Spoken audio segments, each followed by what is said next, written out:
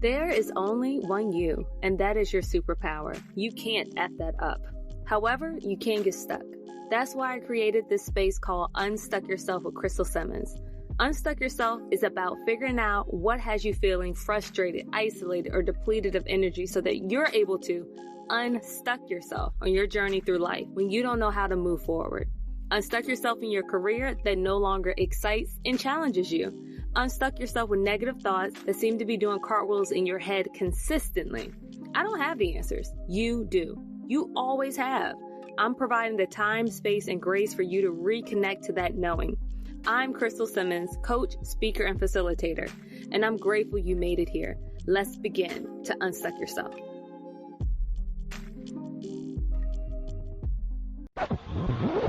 Hold please. I'll be right back after these dope messages.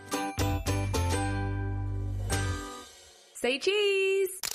We all know that is the universal signal for let's remember this moment together by tilting our heads to the side and showing off all of our teeth and smiling, right? But have you started tilting your head to the side and avoiding showing off your pearly whites? Maybe you've noticed that the tooth in the front is being super antisocial with your other teeth. So rude. That is completely normal, but it doesn't have to be your case. Back in January 2021, I realized the shifting of my teeth was getting increasingly worse, and I found myself occasionally slurring my words and at times avoiding certain words altogether. Y'all, I was speaking more. I was going live on Instagram more, but I felt like my teeth were holding me back from sharing those gems I was speaking. Thankfully, my sister told me how cool the PEEPS at Bates Orthodontics were and how close they were to my house. Listen, you can give me good people who love their job and the people they serve, and I'm in there. I gave them a ring, scheduled my consult, and the rest is straight teeth history. Bates Orthodontics has multiple locations in the Richmond area, and my favorite go-to is their new location in Chesterfield, where Dr. G is providing top-notch care with a side of humor that brings comfort to any newbie interested in being straight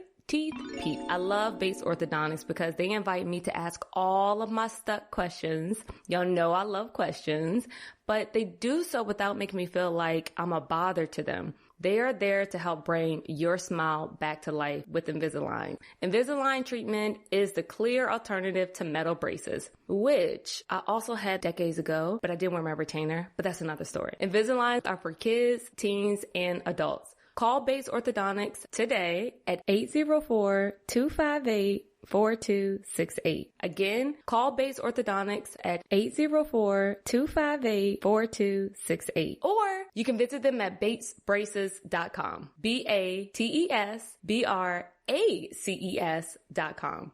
BatesBraces.com and schedule your free consult by clicking the bright green button at the top and following 3 easy steps to reserve your appointment today. Bates Orthodontics, where we're bringing smiles to life. And no worries if you're not local to Richmond, Virginia, just visit Invisalign.com and enter your zip code to find the right Invisalign provider for you in your area. Be sure to tell the dope folks at Bates Orthodontics, Crystal Simmons sent you from the Unstuck Yourself with Crystal Simmons podcast. Hey peeps.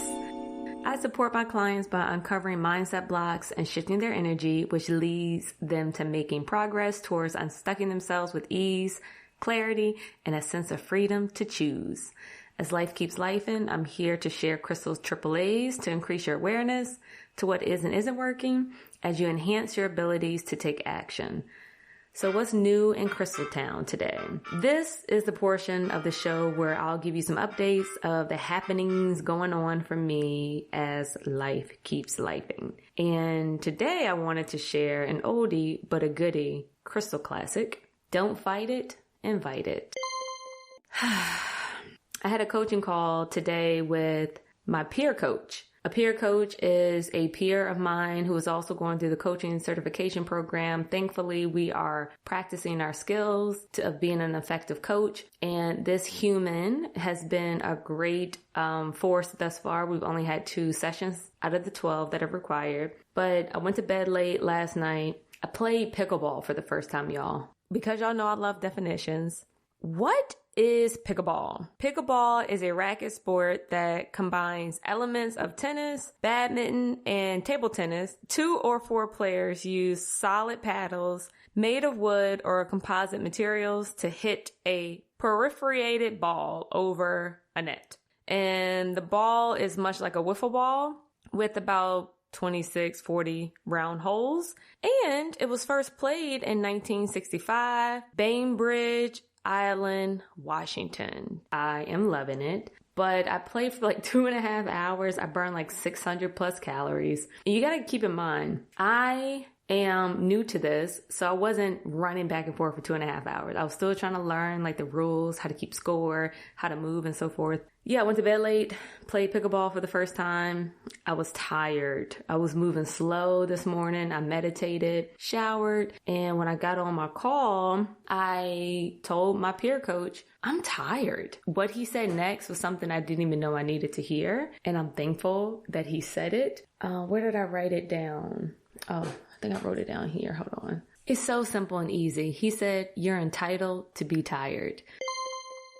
And those were some simple words that as soon as he said it, I shifted. And I was like, you're right. I am entitled to be tired. So just a little bit to let y'all know, give you some encouragement of if you're tired, if you're sad, you're entitled to be tired or sad. And that brings me to my next point. Later today, like I mentioned, don't fight it, invite it. I was feeling tired, but then also thought to myself, I'm kind of sad and feeling a little lonely. And, you know, with the last episode of me talking about little Crystal, wasn't expecting to cry, but I'm glad I did because I want to get over the stigma of, oh, I hate crying. I don't want people to see or hear me cry.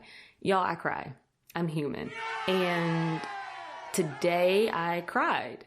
Because I acknowledge I'm sad, I'm lonely, and I don't have like a fix for it. But once I decided not to fight it, I just invited the feeling of sadness. I started crying, cried for probably like 5 minutes maybe, blew my nose a couple times, and then took a couple deep breaths. Kind of like that. And I felt like I just released whatever was bottled up. So much chatter goes on in our brains where we're thinking or overthinking or replaying or assuming, and that's work. Like our brain is a muscle. That is work, and it's constantly working. And if we constantly leave everything up there, it's going to get exhausted. It's no different than your computer jamming up because you haven't turned the thing off or you haven't updated it. It needs a break. I remember when I was an x-ray tech, the computer would just glitch or quote unquote act weird. And our go-to was, when was the last time we shut this computer off or this x-ray machine off? Especially when we worked in the ER, we constantly had patients. And the number one go-to solution was, hey, have you turned this off for a minute? And sometimes, yeah, it would be a bigger issue, which ding, ding, ding. You have supporters around you, friends, family, mentors, a coach.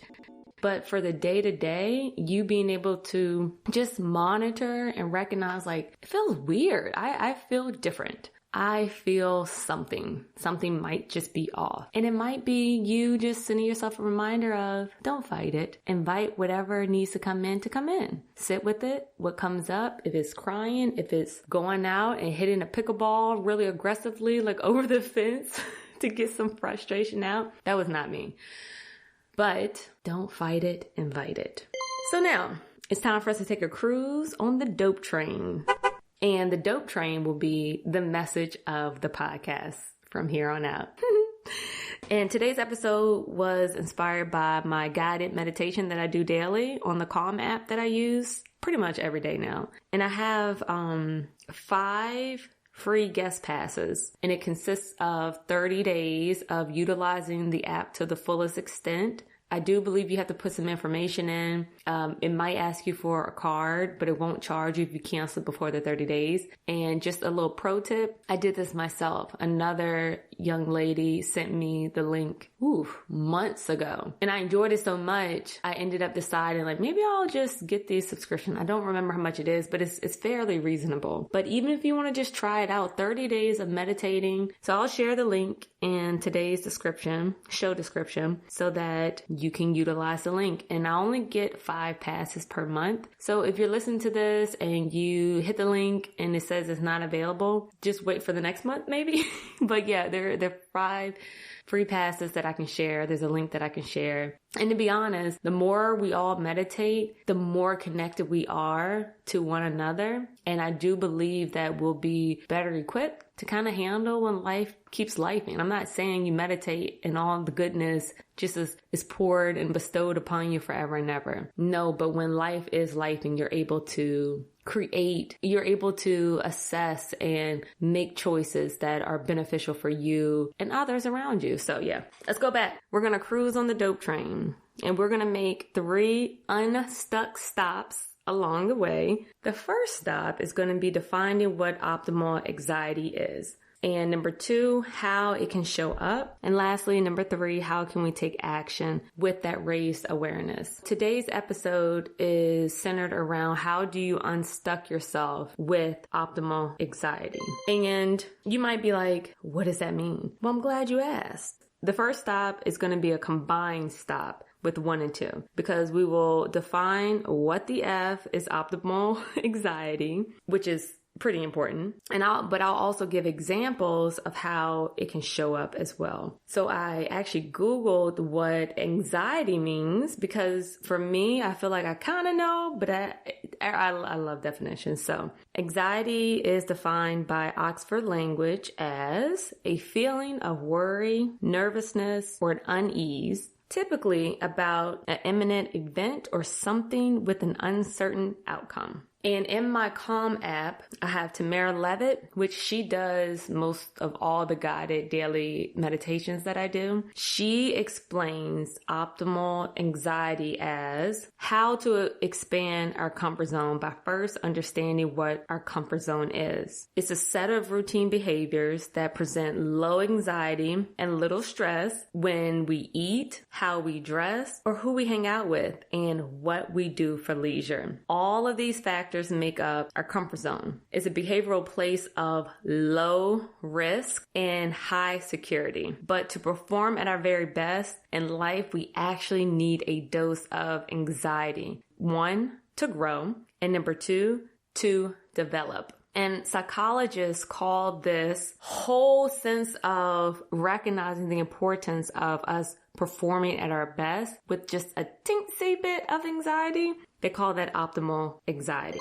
With too little anxiety, we grow complacent. With too much, we don't even want to get out of bed. We don't step outside of our front door. But with the right amount, we can take risks, we can grow, and we can thrive. So in that knowing, we want to take risks regularly so that our optimal anxiety becomes a habit. So it's not so much as I'm going to do things that make me anxious all the time. It then becomes a sense of, oh yeah, that's just something I do now. So it becomes that habit. Now, since we went through the definition of what anxiety is, but then we went a step further and I gave what Tamara Levitt explained of what optimal anxiety is and how psychologists defined it, it was perfect timing for me to share where this showed up for me.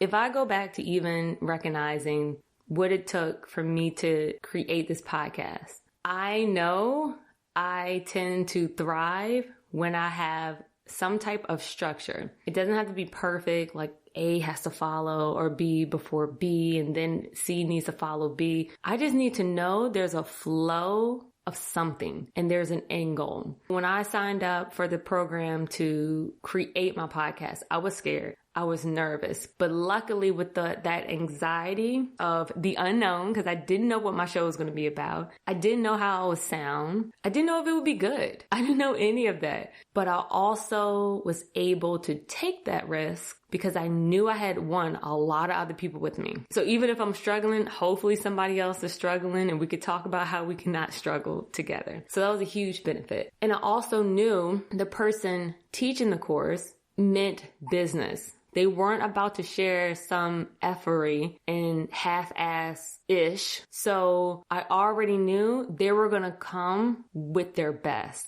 And if I was able just to take a teeny bit of their best, and make it my own by mixing it with who I am, I would be good. Again, still didn't know what that would look like. So that was, I think I started that program in September, October. That was probably one of the biggest moments of me really pushing that optimal anxiety. So at the time that I'm recording this episode, I'm happy to share a more recent event. So I realized in quarantine, I had been working out at home. Prior to quarantine, I would work out at the Y. Years before that, I did CrossFit. And off the top of my brain, I can't think of any other group activities I would do. But I learned how to work out from home, get a decent workout in. Still wasn't the same. Like just having people around who are in it with you. They see you showing up because they're showing up. You're cheering each other on. There's so much value in that. I told my husband like a couple weeks ago, I was like, I think I'm ready to get out the house and work out with a group of people. Like, I miss people. I need people. And I think I've done a really good job with what I had to work with. But I don't want to do this anymore. I don't want to work out at home. So I was like, yeah, I'm going to have to start looking into doing group exercises. Obviously, I'm mindful of the cost and I want to make sure it's worth the money, it's worth the travel, because just like any other thing that we venture into, just doing the activity itself, consider what you have to do in order to complete that action. What's the travel time going to and from? Who would be there? What type of workout would you receive? Like I remember when I used to take a yoga class at another gym. This is like years and years and years ago, probably like 10 years ago. And one of the instructors for the yoga class, I'm dripping sweat. Like we are moving. And then one of my coworkers, she had another preferred yoga instructor. So we decided to switch and check out each other's yoga instructors. I went to her class with her favorite yoga instructor and not one drop of sweat, beat it on my forehead. We were in child's pose more than we were in anything else. And I remember like 20 minutes and I was like, are we still warming up? This is an hour class. What are we doing? And then when she came to my class, remember my instructor, we are dripping sweat. She is always in child's pose in my class. There's someone out there for everyone.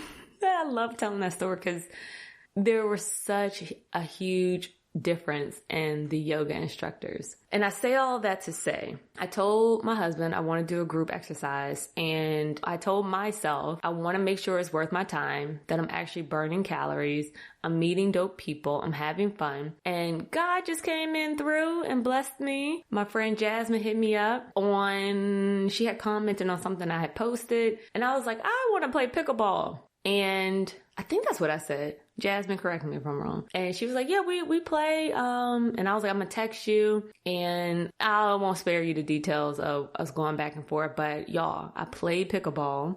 I loved it. However, it didn't start that way. I get there, meet her at the park, and she does this with other coworkers of hers. It was so much fun. Just seeing her, I got so excited. I hadn't seen her in so long. Told y'all I miss people. Her son was there. He is like dominating it. I think she said he started the year before or maybe 2 years before, but it's so dope to see his growth. And of course, her and I get together and we're just chit-chatting it up. But then another couple came through and I told them, I was like, look, I have only done this once with Jasmine. I had on jeans. It was after her son's tournament for like 10, 15 minutes. So I remember it feeling good to kind of move and sweat, even when I had on jeans and so forth. So when she invited me, I was like, yes, that would be a dope workout. It's with someone I like and I trust. And she was like, you don't need the equipment. I have extra equipment so you can at least try it out before you buy your own. That's a bonus. So I'm not wasting money. It's free because we're at the park. But y'all, the couple came and I was honest with them. Like, I've never played. They're shouting out, all right, so we're going to hit the ball back and forth. We'll do doubles. And then you have to stand here when you're part. I'm like, when I tell you about optimal anxiety, because I did this meditation probably a week ago, maybe. And as soon as I heard, I was like, ooh, I like this topic and I want to discuss and dive in deeper. But on that court, I recognized, I highlighted, my awareness was like ding, ding, ding, ding, ding. Like it was so strong of this is new and I don't like this. I feel like I'm bad at this. I feel like I have to laugh at everything because I'm messing up. I feel stupid. Am I going to hit the ball? Am I even looking at the ball? Is this for me? And I felt so uncomfortable. And my question to you is, when was the last time you felt that uncomfortable doing something? You don't have to do it every day, but has it been in a week where you try something new and you're like, oh, what am I doing? Has it been a month? Has it been a year? Has it been 5 years? Maybe. And no time is wrong or right. Remember, AAAs, awareness, abilities, action. We want to be aware of it first. That's the first step. So in my awareness of, oh, I'm trash. And y'all, I would miss the ball, be like, oh, come on. Or I'd be like, nope, that ain't it. I go to serve, didn't even hit the ball. I go to serve, hit the net. I go to serve, is that even on the court? So I'm getting frustrated, like, oh, come on. Really? Seriously? And y'all, they were so supportive, to the point where I had to breathe in like I just did and be like, Crystal, this is your first time. Now, are you going to laugh and shame yourself? Like, what are you doing? Oh, this feels like crap. Or are you going to at least try?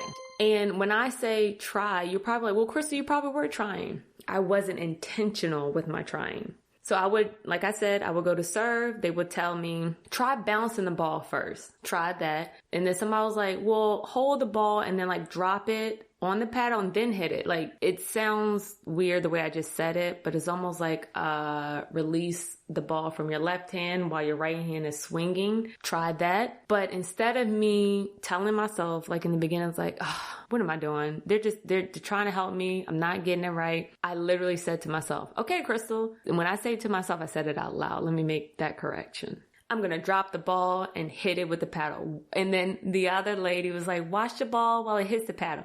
I'm going to hit the ball and watch the paddle. Like, I had to say it out loud and move my body. They even shouted out, like, move your body this way. And I had to recognize they really wanted to help me. Instead of looking at it as like, I am really sucking. They're like, please stop sucking and listen. Because that's what was registering in my head of, you are trash right now and they want you to be less trash. Are you listening? And I can laugh about it because I remember that moment. I remember where I was on the court when I said, okay, bounce the ball, swing, look in the direction of the ball to go. What was the score? What does that mean? Oh, it's my turn now, right? Because you served. All right, cool. Oh, and now we switch, right? Is that 0-1 and I was the first server? So then that, okay, cool. When I hit the ball, it has to hit over, it has to bounce once, but then they got to hit it back to me and bounce back to me. Okay, I can't run up if my partner is serving. I have to stay back. I can go up if I'm not serving. I can't be in the kitchen, y'all. That is a term. It is the gray outline portion close to the net. It's called the kitchen. You can go and retrieve the ball from the kitchen. You can't hang out in the kitchen. All right? All right, good. I sound like a pro, right?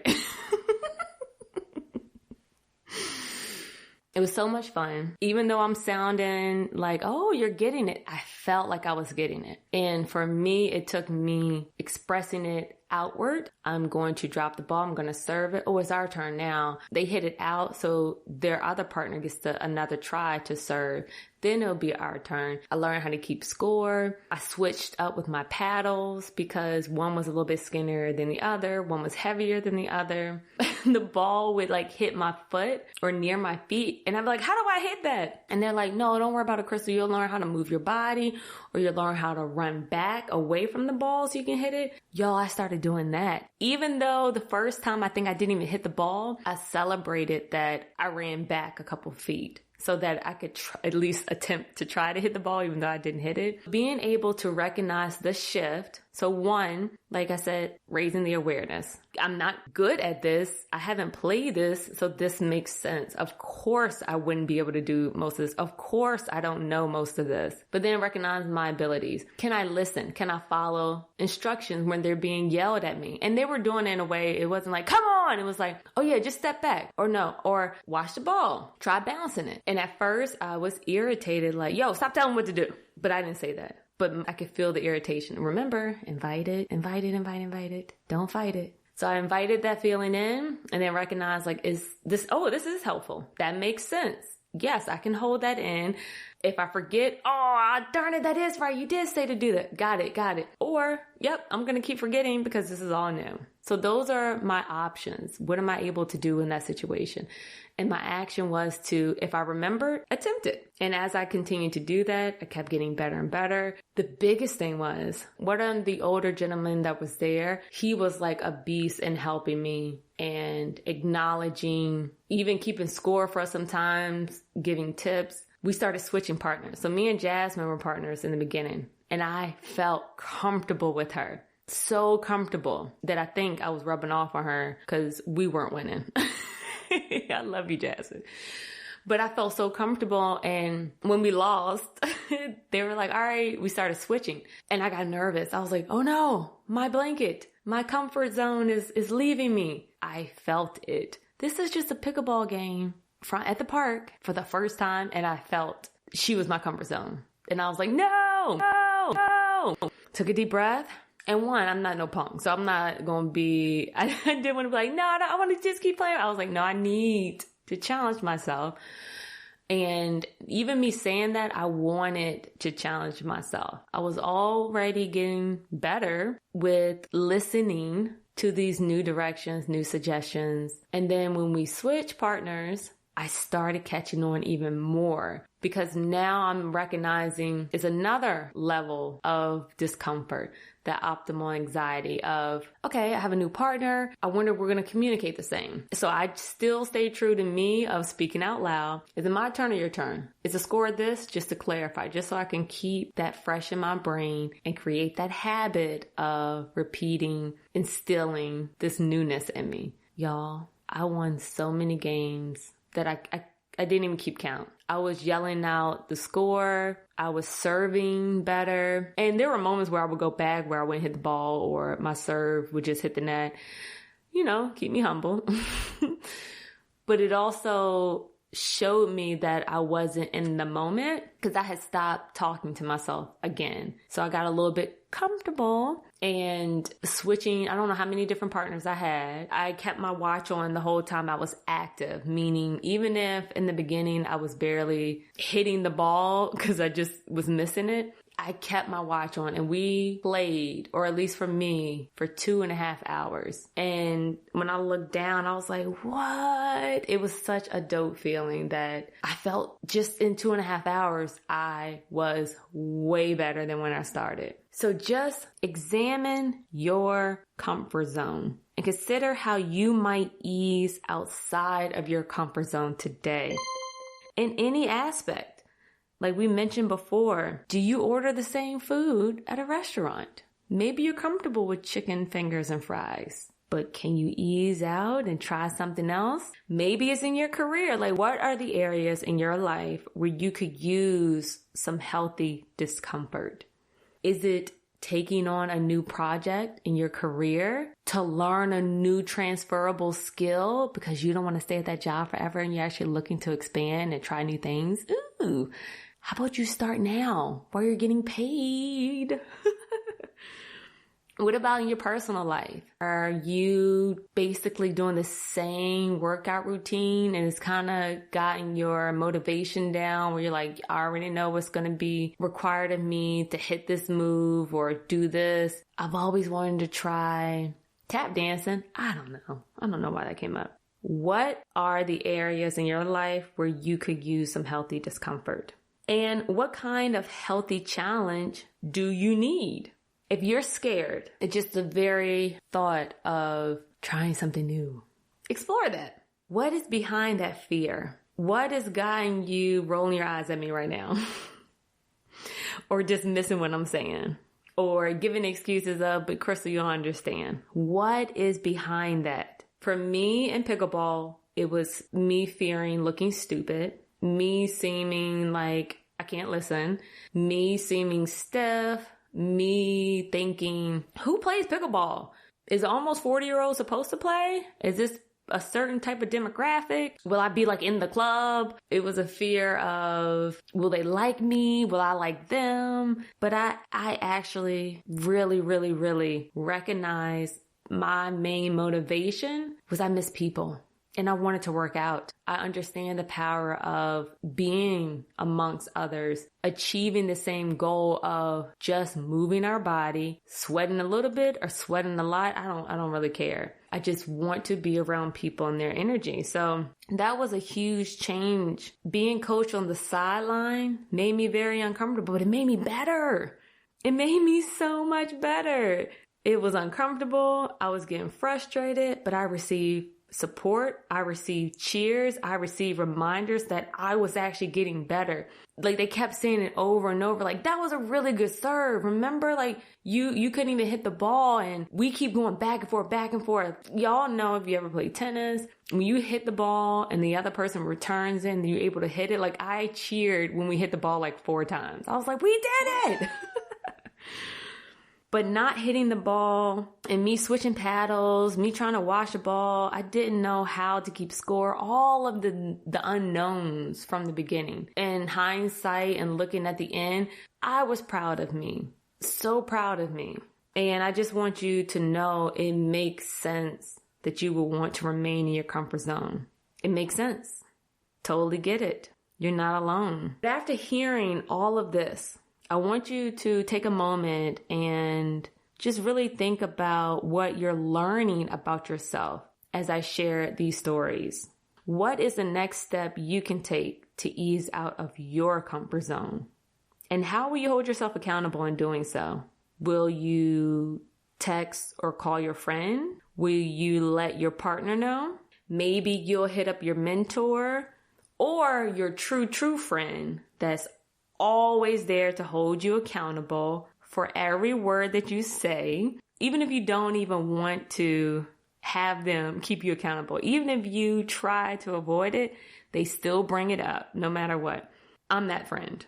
But y'all don't start calling me unless you're ready to be held accountable. Otherwise, you're wasting your ability and my precious time. You don't need to know the big 5-year plan of this optimal anxiety to ease out of your comfort zone. You don't need to know the full blueprints of that. But you can create what you want your next step to be. And that's what I'm there for. Period. I'm curious, what came up for you as we took those stops on the dope train of unstucking ourselves with optimal anxiety?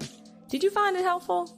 If so, let me know by sending over a message on IG at Crystal Clear Purposes, or you can send me over a typed email describing how you took those gems and made them your own. This is where I will wrap up what we covered with the unstuck questions and gems. Number 1, don't fight it, invite it. If you are tired or sad, you are entitled to be tired and sad.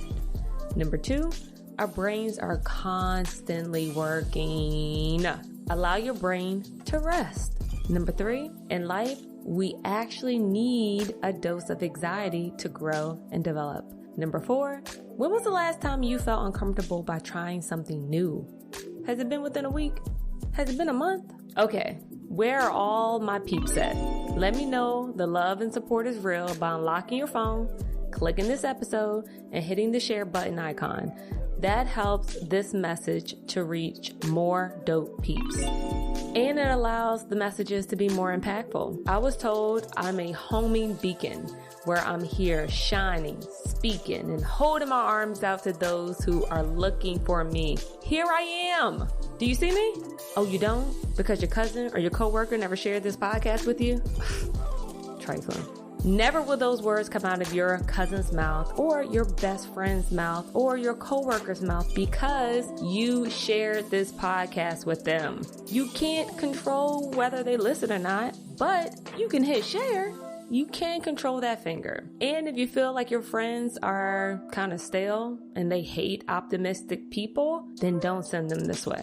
But you can contribute by becoming a monthly supporter by donating 99 cents, $4.99, or $9.99 to this podcast by clicking the link in any of the Unstuck Yourself with Crystal Simmons podcast episodes and click support this podcast. And once you complete that action, the confirmation goes through immediately. So don't try to complete it again unless you wish to give twice every month. And I won't stop you to doing that. I'm sending you love and light through this mic, y'all, as you write your unstuck questions and gems to turn your actions into wins. Until then,